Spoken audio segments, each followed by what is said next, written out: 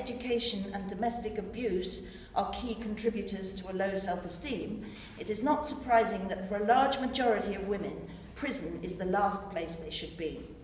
The majority of female prisoners are in for minor crimes, often prompted by a male figure in their life, a pimp, a drug dealer, or an abusive partner. It's also true a woman is still the main carer in the family, so that the effects of her incarceration are devastating not just to her, but to her children, who risk exposure to the same elements that put their mother in jail. Thousands of children each year end up in care when their mothers enter prison.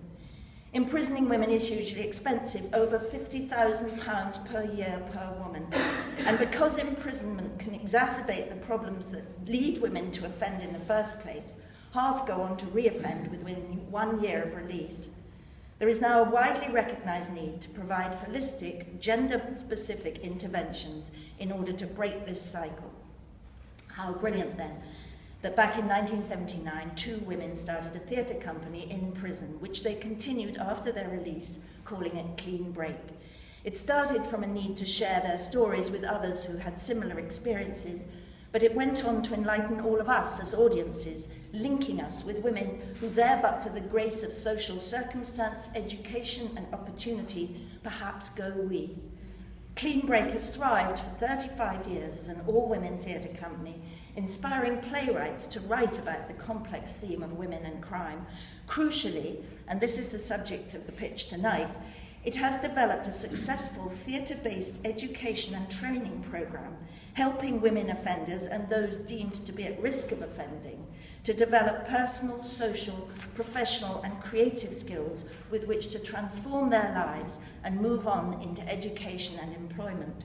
We know this approach works. Around 75% of our students progress into further or higher education, employment and volunteering each year. A new philanthropy capital report into the economic benefit of the arts in criminal justice estimated that just 5% of our students re-offend, compared with just over 50% of women leaving prison across the UK, and that for every pound invested in Clean Break, £4.57 is saved to the public purse through reduced re-offending.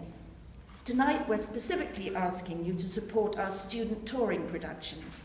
Clean Break commissions these short pieces of theatre which are performed by students and graduates of the education programme, and they're designed to reach the kinds of audiences who are in a position to make positive changes in the way the criminal justice system deals with women. Politicians, the probation service, the judiciary, the police, and in the sense it is advocacy through theatre. Student touring productions tick many boxes. They offer students and graduates the opportunity to be involved in creating and touring a piece of theatre. They offer a playwriting commission. They reach non-traditional audiences, and they also form part of our new leadership training, which passes on training skills to others working with vulnerable women. £5,000 pledged from you tonight will enable Clean Break to mount our next production. It will cover not only the writer's fee and production costs, but crucially it will directly support our students and graduates in taking part with things like travel and childcare costs.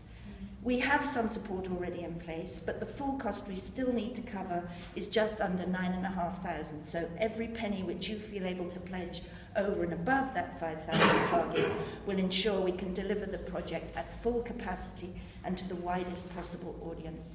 And now I'd like to introduce you to Jen Joseph, who herself is a Clean Break graduate and a total success story, grabbing a minute from her successful filming schedule to talk to us. And you wouldn't believe that she and I both played Roman generals in Julius Caesar's. It was set in a women's prison. I helped Jen a bit with Shakespeare, and she helped me be a convincing prisoner. So talk to us, Jen. Good evening, and thank you for inviting me to this programme today. I am a product of Clean Break, and a successful one, I like to add. A bit big-headedly, I don't mean to be, but I am so proud of where I'm coming from to where I've ended up.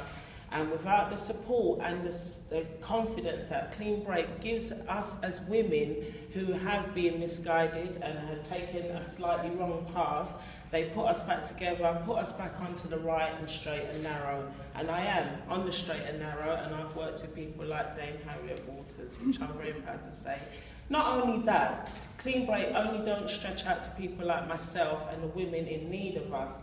They stretch out to the people outside that confinement that makes us feel so comfortable and so happy and safe to be amongst people who are listening, who care and want to help.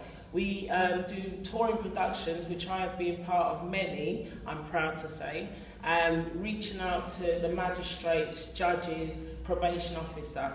I was so successful in travelling with Clean Break and promoting these messages to people who don't fully understand that a woman getting into trouble and being stripped away from her family does not help her situation.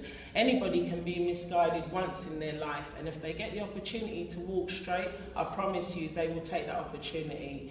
I was on a touring and doing a performance, and I met my own probation officer, who was able to then stand up after our performance and shed a little tear of how proud he was to see me standing here convincing everybody that there is change, change is available, and I am a product of change. So we ask you for that help so that Clean Break can continue to spread that message, because it is so needed and people need to hear it, and we are asking you for your help, and I hope I can convince you that there is hope for those who have been misguided in their future and their past.